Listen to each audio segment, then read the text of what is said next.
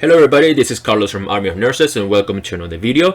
This is part 2 of how to become a nurse in Canada, and in this video I will be focusing on becoming a registered nurse. If you are interested in becoming a registered practical nurse or RPN, please have a look at the previous video that I made. Now without further ado, this is just some general information which I included in the previous video as well. You can pause the video and have a look at it. And we are going to talk about the RN in this video. Okay, the RN programs in Canada, they're university level programs. That means that you will be earning a bachelor's degree once you finish your program. Now, some of the admission requirements for the RN programs include a high school diploma. Courses must be at the university level and must be English university, and I have put all of them with the U to denote the university. So chemistry, biology, math, stats, humanities, social sciences, and life and physical sciences at all. The GPA overall, again, it varies from university to university. Overall, what they look for is about 70% for your overall grade, and they also look at your last 5 to 6 credits, sometimes your last semester. And usually when they look at your last semester, they require a higher GPA, and that's usually goes up to about 75%. But again, it depends from the university. Very, very important that when you apply for any university and you look at their requirements, do not settle for the minimum requirements needed, because usually you might not get admitted even if you meet the minimum requirements. Okay, which is why I highlighted this part, which is very, very important. And the reason why is because universities, they take a top-down approach. They have so many applicants, they have only so many seats and faculty to teach for that year. So obviously they're going to start from the top and moving themselves downwards, you know, for people who have the highest GPA. And then as the classroom gets filled out, if your GPA is not the highest, you might not make the cut for that year. So which is why I'm making this video. So if you're planning to go into nursing at some point in your life or in the future, something you really want to do, keep your GPAs up. It will help on the long run. I'm telling this from personal experience. I'm telling you this as an instructor. It helps. Okay.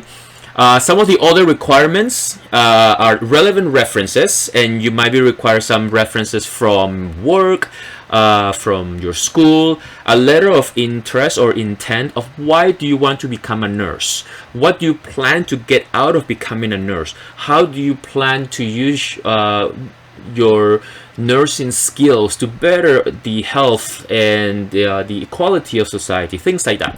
And some schools or universities, they also require a proof of community involvement. May or may not be mandatory, but it's always it helps to show that you are involved in the community, you know, because you want to be seen as someone who will participate in bettering the overall health of the community, which is what nurses do, right? A whole part of health promotion in it. Now, once you admit it, this is the part that becomes a little bit similar to the RPN programs as well. You will be required to have a CPR certificate. Again, make sure that it is at the healthcare provided level. The police checks, the vaccination records, seasonal flu shots, and if you do not want to take a flu shot, I think some schools, they offer a shot or mask kind of a policy. So if you don't take the flu shot, then you have to go to the office and you fill out a whole bunch of paperwork, and you can discuss some options there. Mask fitting test, mandatory. This is where we fit on for your N95. For if you ever have a patient that is on airborne precautions and you need those N95, you want to make sure that you wear the one that was fitted for you, specifically for you, and not just grab any random one. Okay. The program length, you're looking at in the standard collaborative program, and some universities, this is a part of the program from the RN that is a little different from the RPNs. At the RN programs, there's a lot of different formats and varieties on it. So the standard way is usually a 4 years full-time program. Some schools in Ontario, for example, some universities, they are partnered with a college, and the way it works is your first 2 years you spend the first 2 years in the college, and then the last 2 years of your BSCN you move to the actual university campus. So some of the programs are like that. Average 4 years full-time study. And there's also some accelerated options. Now, what are the accelerated options? Is not every university offers the accelerated option. The accelerated option is usually 6 semesters and is non-stop and is very intensive. Okay, so it's very intensive and it's highly competitive. And some universities, they allow students to be admitted into the fast track program either if they have a previous university degree on another field, or if they have 2 years full-time credits equivalent to two full years of university credits, and then they can allow you into the program. Then you just complement the other 2 years, which ends up being 4 years in anyways. Now this program becomes very attractive, for example, for some individuals who are in one major and then decide, oh, I want to do nursing. Instead of doing the full 4 years, you are given the option to finish the program in 2 years, which is very attractive in that sense. So it's designed for this. When I was in undergrad, I did this option. I did the 2 years fast track, and the program is a little different because you have a lot of mature, very, very mature students, and a lot of the students in the classes, they were either nurses back home, they were physicians back home, pharmacists, physiotherapists. So the program was competitive in that sense. It's competitive to get in, but it's also competitive once you get in because you have all these people from around the world that have so many knowledge and experience that they bring with them, but it's very, very enriching because you learn so much from each other. So that's just from my personal experience in the school that I went to. So the delivery methods for some of the programs, it's very same to the RPM program. So it's right now, because of COVID, a lot of things are going to be online. Like the theory part is going to be virtual, in a virtual space, either through Microsoft Teams or through Zoom meetings and platforms like that. You do have clinical placements, which is why your clinical preparedness record, make sure everything is ticked off so that you don't get pushed back and compromise your start of your clinical rotation. There is also simulation. You practice all your skills on a mannequin. You might have days where you work in the laboratory to practice those skills. So a whole bunch of different formats to ensure that before you hit the road running and you're able to actually care for patients, that you are safe, because that's the main priority. You want to practice safely as a nurse, right? Some of the courses very similar to RPN with an additional of a few. So A&P, pharmacology, biochemistry for nurses, global health. There's a lot of more of the soft skills courses that are integrated into the BSCN curriculum, like leadership, for example, introduction to research courses, statistics. You have your nursing theories. You will cover your grand nursing theories, mid-range theories, and practice theories. Nursing knowledge, health assessment. You might or might not be asked to do an OSCE, but in the RN programs, I am 100% sure that in your health assessment, you will have to do a return demonstration, and you have to pass that satisfactorily in order to pass the course. Professional development practices and legislative knowledge. And as you can see, a lot of these softer skills that are included into the program, it is intended to push RNs a little bit more into charge nurse and leadership kind of roles within the unit itself. So, and if you've seen my previous video regarding the RPN, this is the part that I say that they study from the same body of knowledge, just RN study for a little bit longer, and the longer part includes a lot of this extra courses kind of on it. So once you finish your schooling, you will be granted with your Bachelor of Science in Nursing, right? And that'll be one of the happiest days of your life, because then you're gonna realize all the hard work that you put in, you know, that it finally paid off. So some of the tuitions, and again, I'm basing this on full-time schedule on schools in Ontario, for example. If you're a domestic student, meaning, you know, if you're a Canadian resident or you're a permanent resident in Canada, you're looking about $7,000 to $7,500 on the upper end of things. If you're an international student, again, the price does go up exponentially. You're looking at about $28,000 to almost $30K in tuition for full time. Once you get your bachelor's, you will be allowed to write the national examination. Now, the national examination for nurses, it used to be in the CRNE format, okay, similar to what the RPN format is.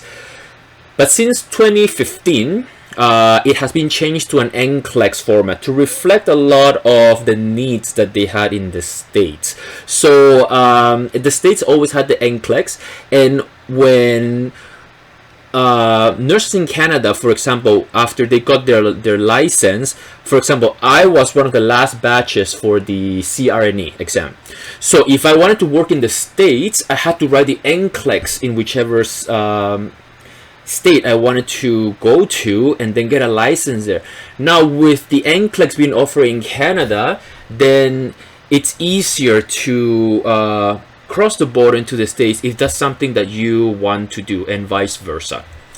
It is computer based, and this NCLEX does not have a set limit like the 3 tries I used to have in the CRNE, and then you were in trouble.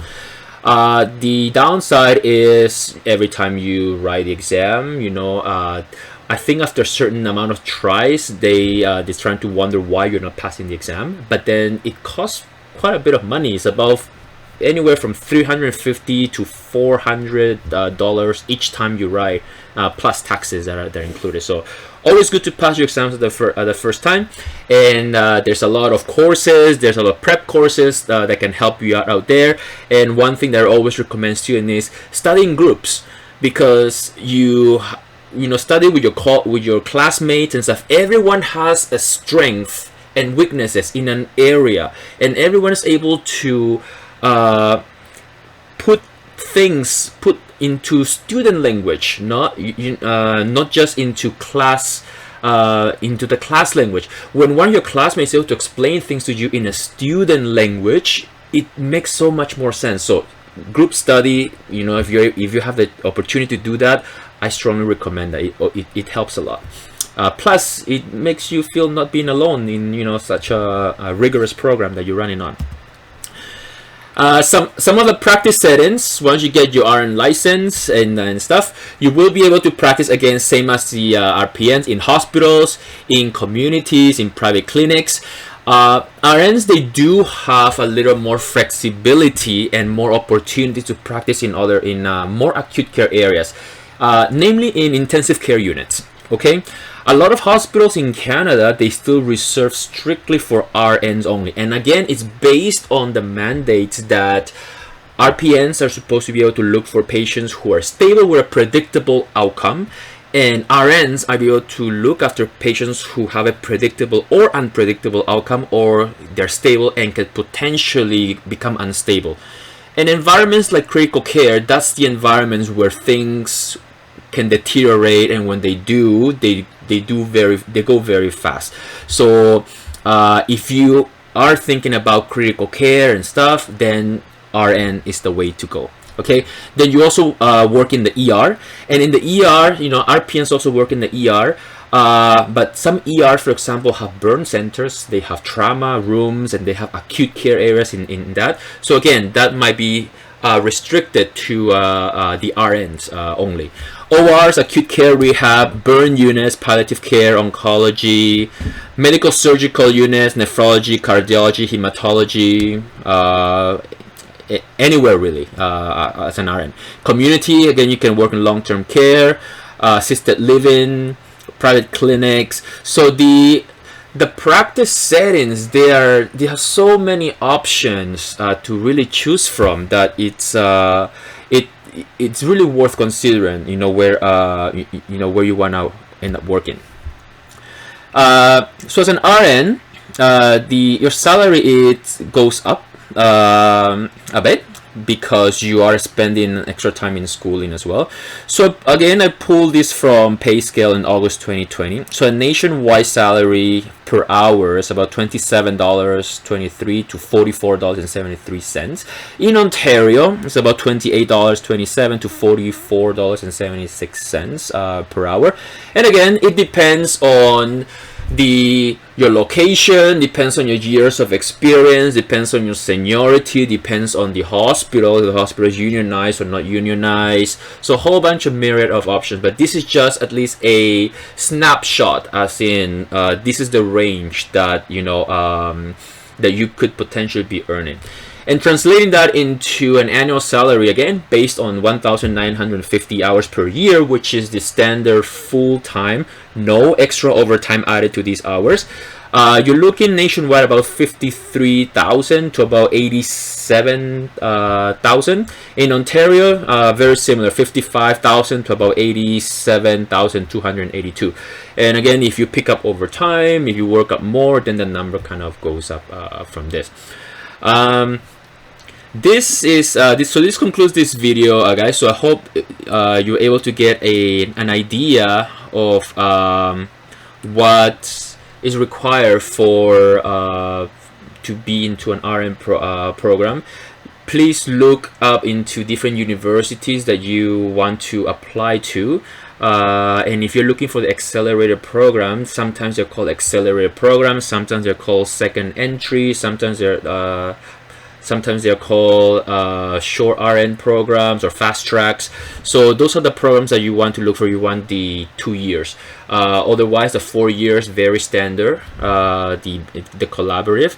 And once you decide to go into nursing and become a registered nurse, you will not regret it. It's a lot of hard work to get through the program, but once you get through it, it's one of the best decisions I've ever made in my life to become a nurse. So I hope this video helped you, get inspired to pursue your career as a registered nurse.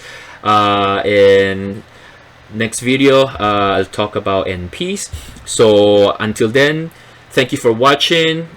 Give it a like, subscribe, and please stay safe. Goodbye.